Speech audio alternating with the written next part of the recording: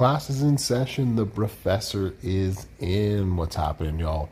We are taking a look at the Prizewall. It is time for the Disruptor Prizewall 101 class. What do you take from the Prizewall? This is always the number one question that I get as a content creator from you. So what do I get? First off, this is all dependent on your roster.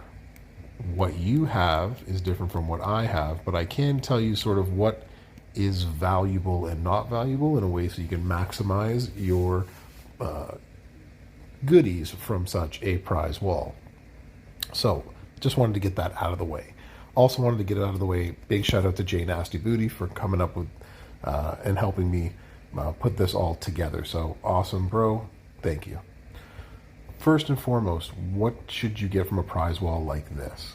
Well, it is nice to get a new plate, but the cost of this plate is actually the highest of anything that's out here.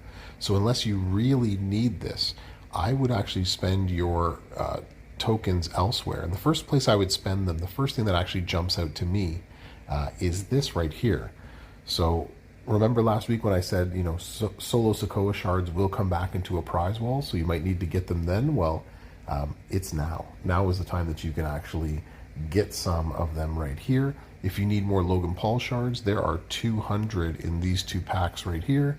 If you need some Cody Rhodes, the American Nightmare version, there's some right there as well too. So you have a chance, if you are close enough, to pick up a new poster, even the weekend poster, right here just off the prize wall itself. So that would be my number one, I think, to go to sort of first. Again, dependent on what you have.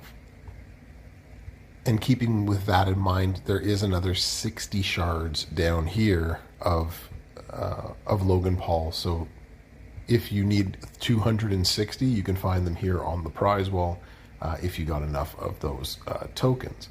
The next thing that I would go for on the prize wall is actually some modern straps. I find that these are always in demand, especially if you can get some with good variables within them. So right here you can see that you have possible chance of 40% gem damage or up. So if you're not going to put it on Logan Paul, there are other obviously modern acrobats that you can put such a strap onto. This one right here has more chances at different things, but also a lot of chances at things that you're not going to want or need. So buy this one selectively. I find this one this one would be of the better value because you're guaranteed to get something I think a little bit better than what you want over there.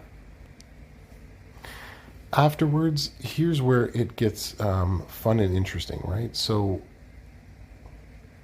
the next thing that I would go, so if you don't want the strap, if you find the straps to be unnecessary for you, you can get yourself some T5 medals.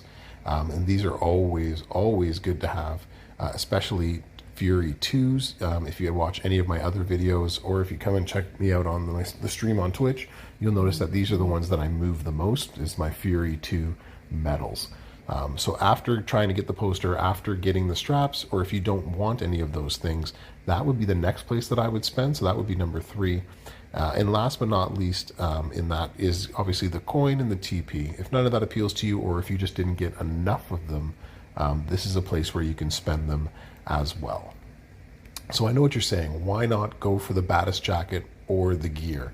And again, these two right here are very much your roster dependent. This is a lot of tokens for this plate. Now the plate is good, but it is really dependent on you. If you already have one, you might want to skip this. If you don't have one and you really want one because you have somebody who could use it, someone like a striker Bobby Lashley, for example, then this might be the call for you. And it's the same thing here. If you already have all of his gears except for the power couple and his latest gear, this could be something that you might want as your collector's item to get, or for something to use. Because if you do get it and it's the last one that you need, that's 50% gem damage for black gems on top of a meta right now where gem damage is king. So you're going to have to sort of weigh it out. But Are you actually going to use him at 6-star silver is the next question that you have to ask yourself.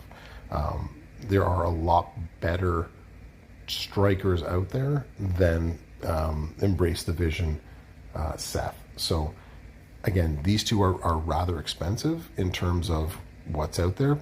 They are the two rarest things on this prize wall. So they can be your number one if those are the things that you're wanting. But for me, I think you're better off spending elsewhere in terms of getting posters or in getting straps and other resources that will help you.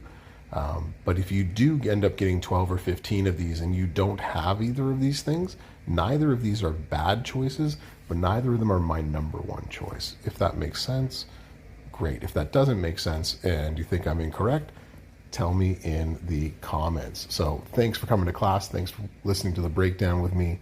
Brofessor out.